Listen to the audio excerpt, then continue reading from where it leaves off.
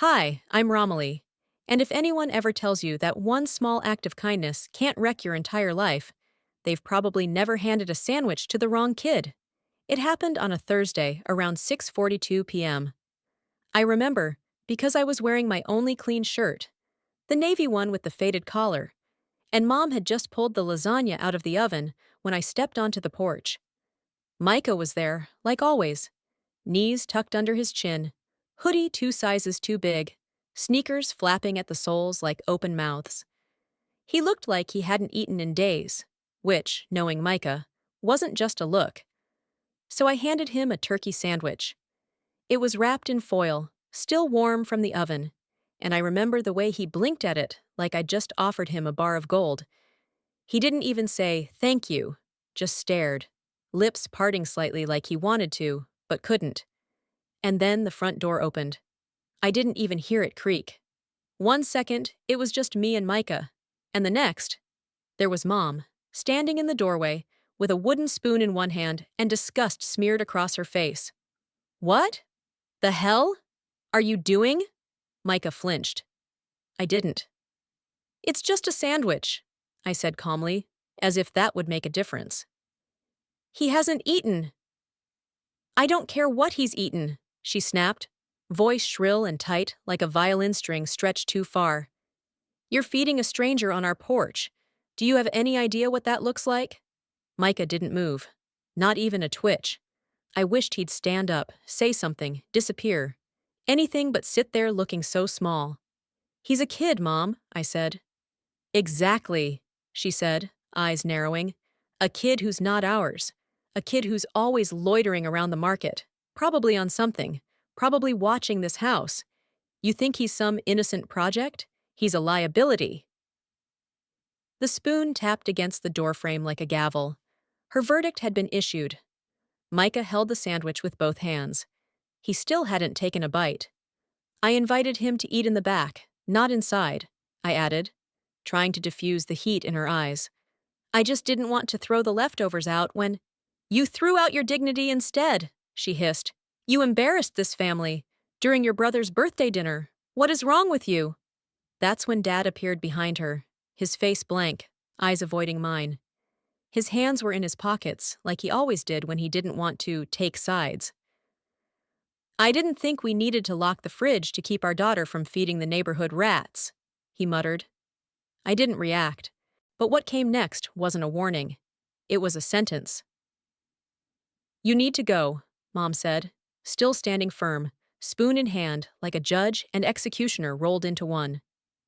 "Now, grab your things. We'll figure out the rest later."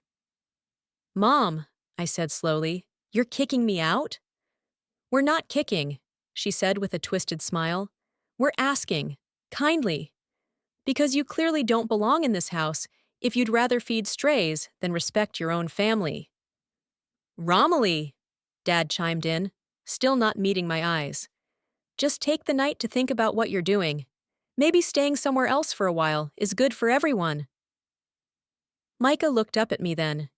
His eyes weren't begging, just sad and tired. "Take the sandwich," I told him. He nodded once. I didn't cry, didn't shout. I walked back inside, picked up my canvas bag, stuffed it with the essentials: wallet, phone, charger, 2 t-shirts, the copy of Jane Eyre I'd been rereading, and walked right back out. No one followed, no one called me back. Except my brother. As I reached the end of the driveway, he leaned out the window, holding a slice of cake in one hand, smugness dripping off every syllable. "Enjoy playing Saint, Romilly.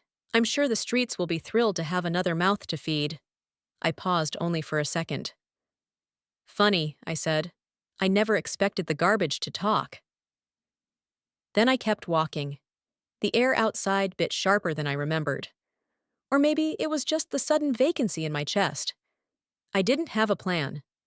My friend Zoe lived a couple blocks away, and I prayed she was home. But even as I walked, my mind stayed stuck on the silence that followed me out of that house. No apology, no hesitation. Just the door closing, and the deadbolt sliding in. By the time I reached Zoe's apartment, I could already feel the ache settling in. Not in my legs, in my lungs, in the parts of me that had spent years pretending that if I was good enough, helpful enough, quiet enough, I'd earn a seat at that dinner table, not just physically, but fully, as someone who belonged. You okay? Zoe asked when she opened the door, her eyes flicking from my bag to my face. Romilly, what happened? I gave a sandwich to a kid, I said. Zoe blinked. That's it? That's all it took. She didn't ask more. She just let me in. Later that night, lying on a couch that smelled like cinnamon and laundry detergent, I thought about Micah. I wondered if he'd finished the sandwich, if he'd gotten home safe, whatever home meant for him. I wondered when kindness started being a punishable offense. And for the first time, I let myself consider a truth I'd been avoiding my entire life. Maybe I didn't belong in that house. Not because I was broken, but because they never made space for people who didn't fit the mold. Ever been cast out for doing the right thing? Yeah, me too. Zoe's couch became my sanctuary. It wasn't big, just enough space to curl up, knees to chest, with a lumpy throw pillow that smelled like lavender and old popcorn. But that night, it felt more like home than my actual house ever had. You sure you're okay? Zoe asked again from the kitchen. She was reheating leftover ramen, still in her scrubs from a 12-hour shift. She looked exhausted, but she kept checking on me like I was the one who'd been running marathons. I'm fine, I lied. She handed me a bowl and didn't push. That's why I loved her. Zoe never forced me to unpack what I wasn't ready to name, but the truth was already there, boiling in my ribs like the broth in that bowl. I didn't just get kicked out. I'd been erased, cut clean from a family photo I never really belonged in. And if I was honest with myself, I'd felt that long before the sandwich. Growing up in my family was like auditioning for a part you never actually get. You smile, you work hard, you show up to every performance, but someone else always walks away with the applause. In our house, Carson, my younger brother, was the headliner. I was the understudy who never got called. I remember this one night, I was maybe 10, and I came home beaming. I'd won second place in a regional spelling bee. Second out of over 100 kids. I was proud, clinging to that little silver trophy like it was solid proof I mattered. I walked through the front door, the metal cool in my hand, heart pounding with the kind of joy that doesn't ask for permission. Carson was already there. He was 7. He had a paper in his hand and jelly on his chin. I drew a dinosaur, he said proudly, shoving the crayon drawing in Mom's face. She gasped, knelt, and kissed the top of his head like he'd invented fire. Oh my God, baby, that's incredible! Is this a stegosaurus? Nope. It's a made-up one, a Romiliosaurus. They both laughed. I stood there, silver trophy in hand, for a full minute before Mom looked up. Oh, she said, that's nice too. That moment stayed with me like an old scar. Not painful, but always there. I learned that day. There's a kind of invisibility that doesn't come from being unseen. It comes from being looked at and passed over. There were more moments, like the time I got accepted into a summer science program at the university. Tuition was partial, but we couldn't afford the rest. I asked Dad if we could make it work. He sighed. Carson's got soccer camp that month. We can't do both. Maybe next year. There was never a next year. Or the Christmas I saved up to buy Mom a real leather purse. Nothing crazy, just something classy. I wrapped it, tied it with gold ribbon. She opened it, smiled politely, then reached for the box from Carson. He'd printed out a coupon for 1 free hug. She cried, said it was the most thoughtful gift she'd ever received. You ever think maybe we're born into the wrong families? I asked Zoe, that night on the couch. My voice was soft but not broken. She looked at me over her tea mug. All the time. I nodded. I used to think if I worked hard enough, I'd earn my place, like I was waiting for someone to say, "You're good enough now. You belong here." Zoe didn't speak. She didn't have to, because we both knew the truth. That place never existed. I stayed with her for a few days. She didn't ask for rent, didn't ask for reasons. She just made space. On the third night, I got a text from Mom. "You've had your drama. It's time to come home and apologize." No, "How are you?" No mention of kicking me out in the middle of winter with nothing but a canvas bag and a bruised spirit. I stared at the screen and felt nothing. Not anger. Not grief.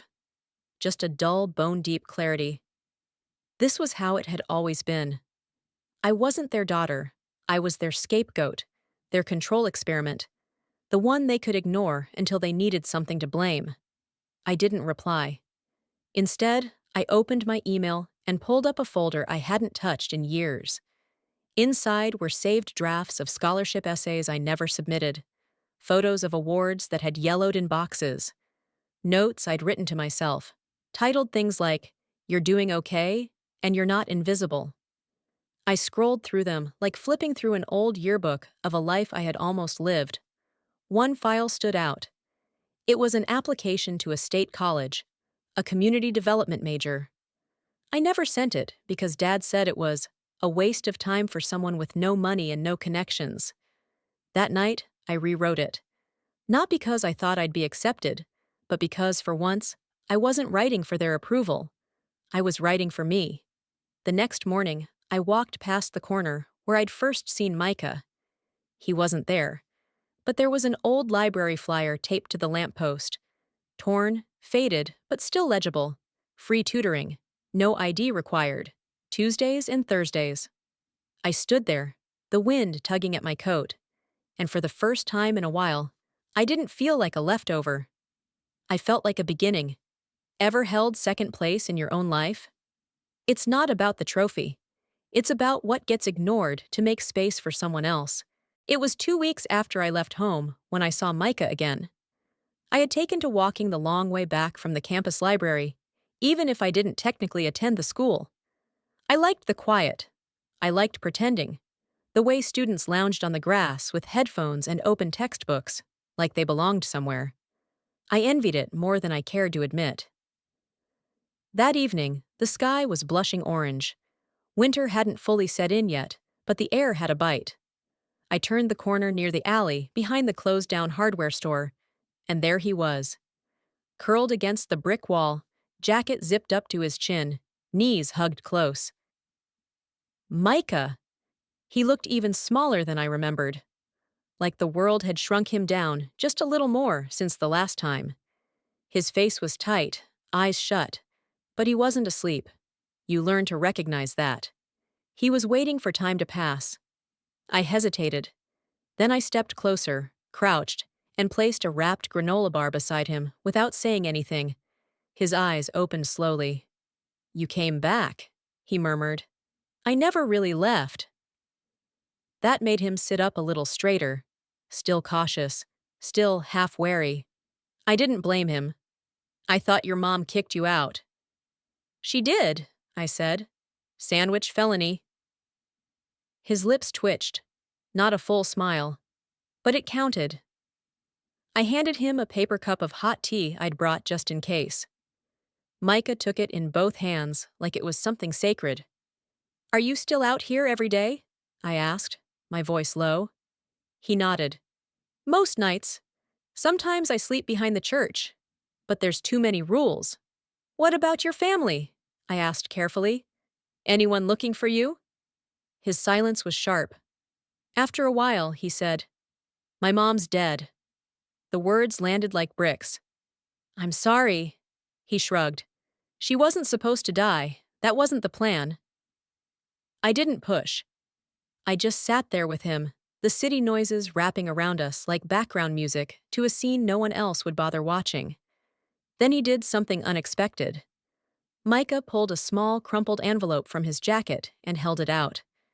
His fingers were cold, knuckles red and dry. The paper was folded so many times it looked ready to fall apart. Inside was a single document, an old letter, faxed. The header read, "R.E. Allegation of financial misconduct, C.T. Elementary School." My breath caught. "I found it in my mom's stuff before they took her things," he said. "I didn't know what it meant. I just kept it." The paper was yellowed and water-stained, but one thing stood out: the signature. Filed on behalf of concerned parent, Romilly A., last name blurred by ink smudge. My name. My actual name. I stared at it, heartbeat in my ears. I didn't write this, I said to no one. Micah tilted his head. You know the name? I am the name. The world fell quiet between us. The letter was dated over 6 years ago. It claimed that Micah's mother, a fifth-grade teacher, had mismanaged school funds during a class trip fundraiser. It accused her of intentionally misleading parents and failing to provide transparent documentation. The signature line claimed it was submitted by a parent, me, on behalf of a student in the class. But I was never a parent, and I'd never heard of that school until now. I folded the letter carefully. My fingers were trembling. Micah, I said slowly, this wasn't just about your mom getting fired. Someone forged this. Someone wanted her gone. And they used my name to do it. He looked at me, jaw tense. You think it was your mom? I didn't want to answer, because I already knew. Later that night, Zoe and I sat at her tiny kitchen table with the document spread between us like a crime scene. I'm telling you, I whispered. My mother used my name to report a woman she had no right to touch. Zoe frowned. Why? What would she even gain from that? I don't know. A promotion, recognition. Maybe she hated Micah's mom. Maybe it was about control. She was working in school accounting back then. If there were rumors of money mishandling, she'd be the first to discover them. Zoe leaned forward. So she used you to make it look legitimate. A concerned parent. Someone with moral weight. I nodded. And it worked. They suspended Micah's mom. She lost her job, lost her reputation. And then, she died. That's not coincidence, Zoe said quietly. No, it's not. That night, I couldn't sleep. I sat on the couch, staring at the letter, and felt something deep and ugly curl in my gut. It wasn't just betrayal. It was violation. My mother hadn't just kicked me out of her house. She'd weaponized my name. She'd used my identity, my supposed moral character, to destroy another woman's life. And I had lived all these years thinking I was the disappointment. Maybe I wasn't the broken one. Maybe the damage had started long before I realized I was bleeding. The next day, I went to the school district archives, lied about being a researcher for a grad project. It worked. No one questioned me when I showed them the school name and year. I found the case file. Inside was a photo of Micah's mother. Her name was handwritten, Amelia Torres. Dark hair, warm smile, the kind of eyes that looked like they'd give you second chances you didn't deserve. The file also confirmed what I feared. The letter that had triggered the investigation came from an anonymous fax, but the system still filed it under Romilly A., verified internally by an employee. Lorna A., my mother. Her handwriting was scrawled in the margins. Verified identity, minor acting as proxy for parent complaint. My stomach turned. She had labeled me a minor proxy. She had used me like a mask, and no one ever thought to check. I walked out of the building into a gust of cold wind. The sky had turned gray, not stormy, just indifferent. And I knew something then, not in my head, but in my marrow. They hadn't just taken my home. They had taken my name, my innocence, my ability to believe the best in the people who raised me. But now I had something too. I had a piece of paper, a thread, and I was going to pull it until the whole thing unraveled. It's strange how paper can ruin people. A single document, neatly filed, double-spaced, signed with a name that wasn't hers, had shattered a woman's life. And my mother did it without ever lifting her voice or staining her hands. I spent the next few days obsessed. I printed the file from the school district archives, scanned every inch of it like it would confess something new. There was nothing dramatic, no red ink, no scathing accusations, just cold language written to sound polite, bureaucratic venom, the kind that doesn't raise alarms until someone's already bleeding out. I highlighted my forged name. I stared at my mother's handwriting. Zoe watched me spiral. You haven't slept, she said one night, pouring me more coffee than I needed. What exactly are you trying to find? You already know she did it. I shook my head. Knowing isn't the same as proving. To who? The school board? Yourself? That question hit me harder than I wanted to admit. Micah came over a few days later. It was the first time he'd stepped foot inside Zoe's apartment. He looked nervous, like the floor might vanish beneath him if he exhaled too loud. Zoe smiled at him gently. "You're safe here, okay?" He nodded, eyes darting around, like he wasn't sure where to stand. I handed him the printed file. I found everything. The letter, the internal notes, the admin logs. She filed it all using my name. She verified it herself, and no one questioned it. Micah's jaw clenched. She made it look like you were the one accusing my mom. I know. She got her fired. My mom tried to fight it. No lawyer would touch her case without proof. They said anonymous complaints were impossible to challenge. I sat beside him on the couch. She used me to take your mom down, and I think it wasn't just a vendetta. I think it was calculated, professional gain. Micah's voice was bitter. You're saying my mom died so your mom could get a better desk job? Worse, I said, so she could look like a savior, like a whistleblower. Later that night, I found myself staring at old photo albums. Yes, I had taken them with me when I left. Not because I missed the memories, because I needed proof that once I had existed in that house as more than a shadow. One photo stood out. Christmas. I was maybe 13, sitting cross-legged near the tree with a gift unopened in my lap. My mom's hand rested on Carson's shoulder while he tore into wrapping paper with glee. I looked like a guest. That's when I realized my mother had always curated her image. Her reputation mattered more than our reality. Her need to be seen as morally upright wasn't about doing the right thing. It was about never being questioned. So when someone like Micah's mother became a liability, an outspoken woman from a poorer district, someone who might rock the boat, my mom didn't push her. She erased her. With my name, I started digging deeper. I requested a list of all community complaints filed by my mother's office during her tenure. Most were routine: maintenance, scheduling, parent-teacher disputes. But two others stood out. Both were anonymous. Both resulted in teachers losing their positions under suspicious pretenses. One was a single mother who had organized a student protest about outdated textbooks. The other had spoken out about misallocated funds within the PTA budget.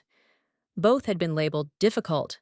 Both cases had complaints filed through the same method: same formatting, same wording, same margins, same forged Romilly A as the submitter. That was my breaking point. My mother hadn't just used me once.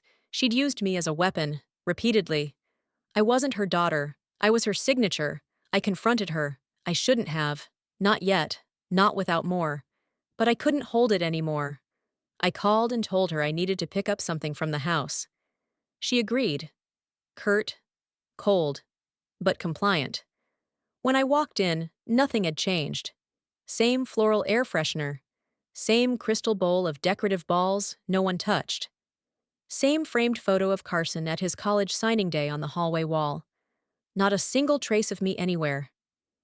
She waited in the kitchen, arms crossed, lips pinched. I assume this isn't just about socks or shampoo. I know what you did, I said evenly. She tilted her head. You'll have to be more specific. I pulled out the printed copy of the letter, laid it on the granite countertop like a challenge. She didn't blink. That's over 6 years old. You forged my name?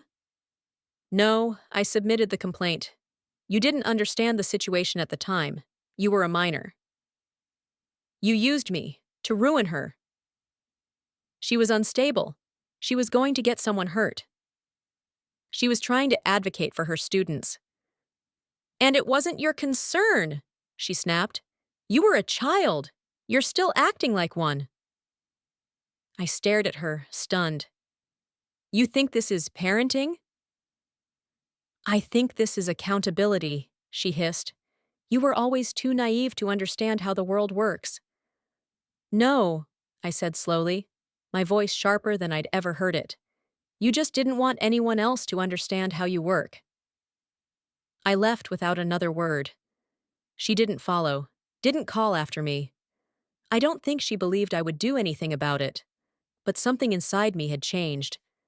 I wasn't just angry, I was awake. There are moments you expect to feel like triumph, and they don't. Confronting my mother didn't bring satisfaction. It brought silence. The kind that clings to your skin long after you leave the room.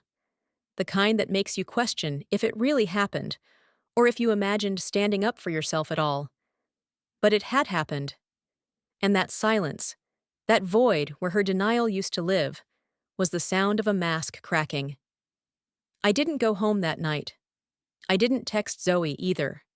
I needed to walk, to move, to let the cold slap me until my thoughts settled into something useful. Downtown was lit in yellow, reflections of storefront signs wobbling in puddles. I passed people in suits, laughter spilling from their lips, unaware of the slow unraveling happening just 2 blocks away. The next day, Micah met me at the public library. He was wearing a new hoodie. Well, new to him. I'd left a bag of clothes at the shelter desk 2 nights before. He didn't thank me. I didn't need him to. We had moved past that. Did she admit it? He asked, skipping hello. Not in words, I said, pushing a copy of the complaint across the table. But I don't need her to anymore. He read the bolded lines, then folded the paper in half like it was something sacred. I found a contact, I continued. Amelia Torres's old colleague. She's retired now, lives 2 towns over. Her name's Mrs. Kellen. I want to ask her if Amelia ever talked about what happened. Micah nodded.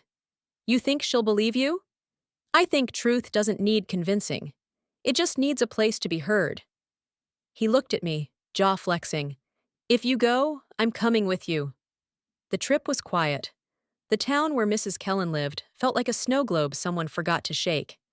Everything was still, clean, polite.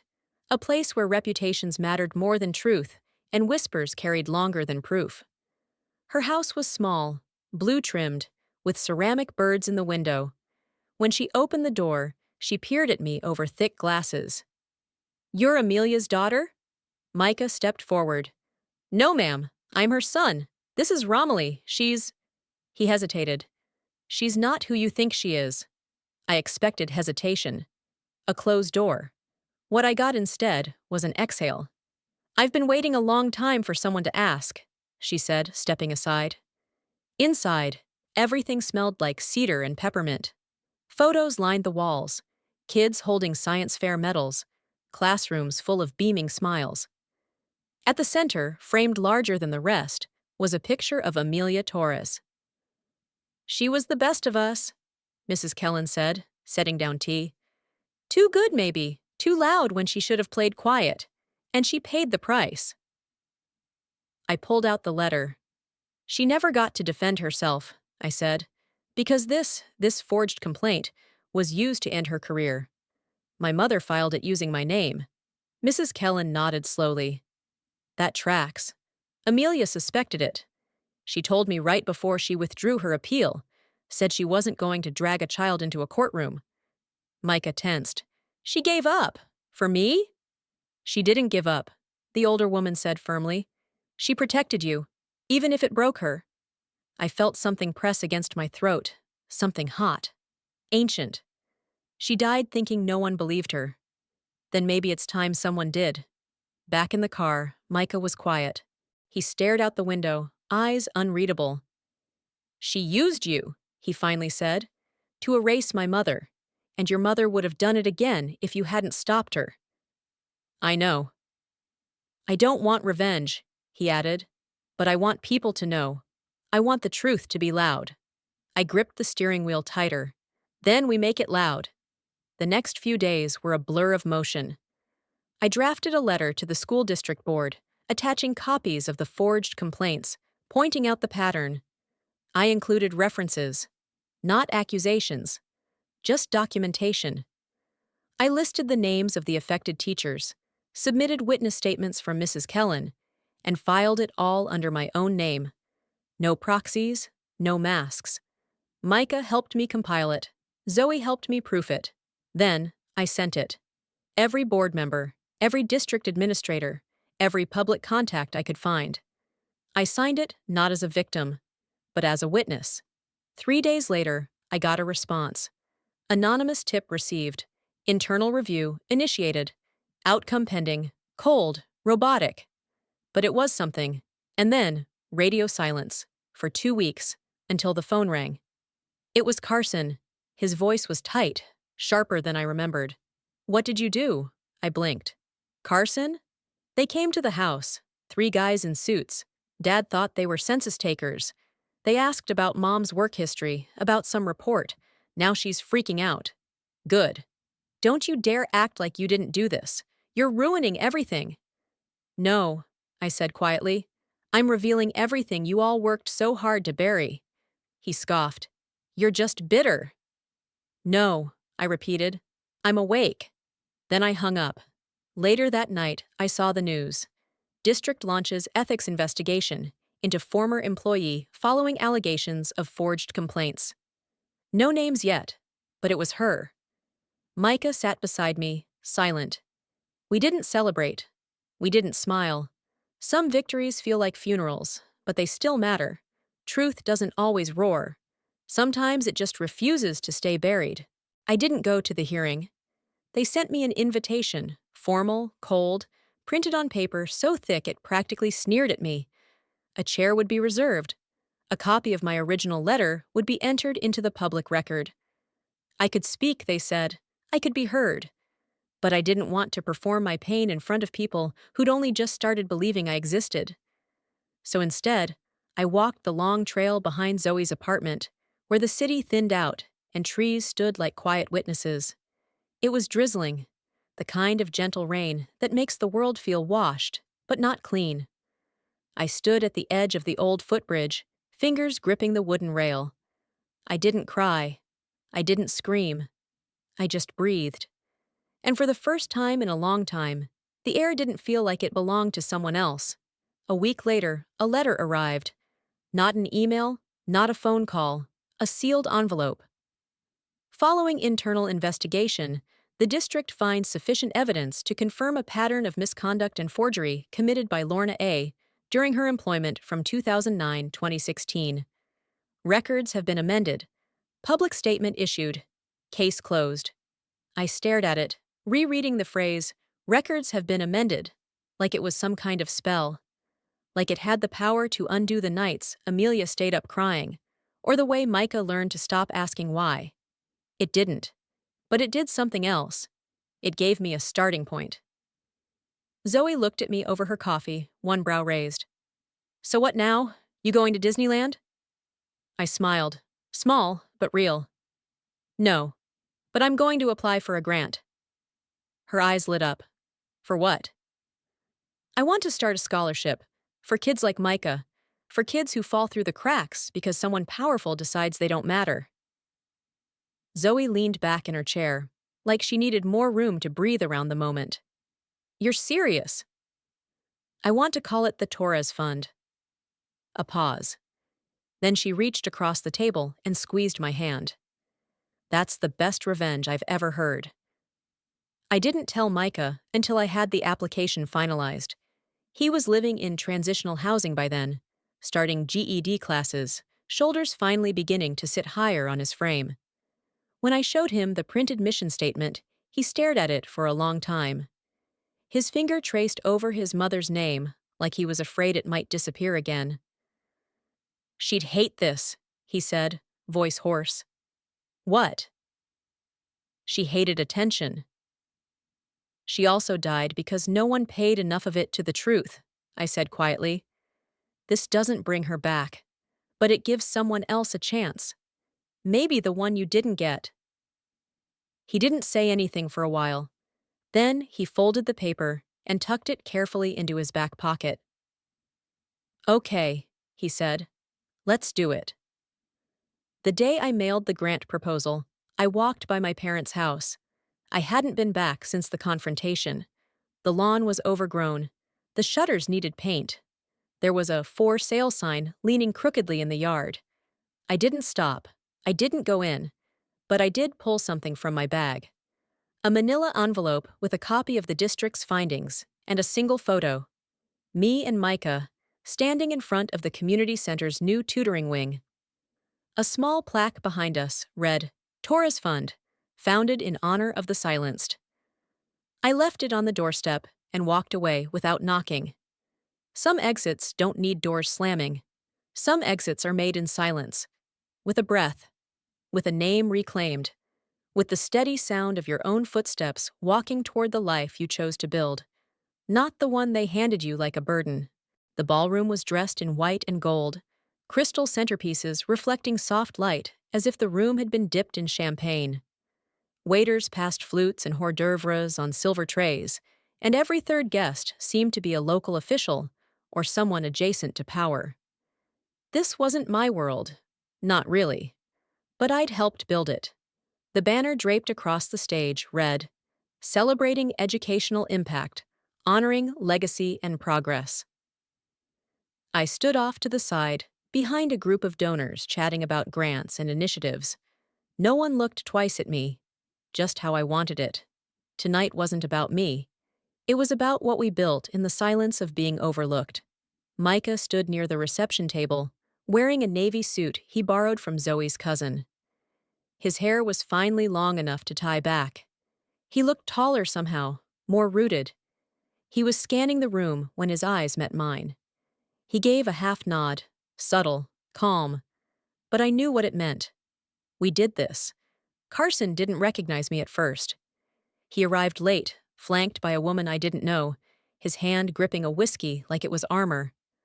I stayed still, blending into the floral arrangements. He mingled, laughed, shook hands. When he finally turned toward the donor wall, something shifted. His steps slowed. The light hit the bronze plaque at just the right angle. It read, The Torres Initiative, founded by R.A. Morgan. And beneath it, in smaller text, in honor of those who spoke the truth before it was safe. His jaw tightened. He glanced around, eyes narrowing. That's when he saw me. He didn't walk over. He didn't make a scene. Just stood there, staring like I was a ghost someone forgot to bury. Eventually, he made his way toward the open bar. Later, during the speeches, they invited R.A. Morgan, founding contributor, to the stage. I didn't move. Zoe took the mic instead, her voice steady, warm. We're here because someone believed in rebuilding from the ashes, not for applause, but for justice. Someone who knew silence isn't weakness, it's strategy. The applause felt far away, muffled behind glass. When I turned to leave, Carson caught up with me near the coat room. You really think this changes anything? He asked, not angry, just lost. No, I said, slipping my coat on. But it changes something. He looked at me then, not like a sister, not like an enemy. Just someone unfamiliar. That somehow hurt the least. Outside, Micah was waiting. The cold air bit at our faces. How'd it feel? He asked, adjusting his collar. Like walking into the fire and not getting burned?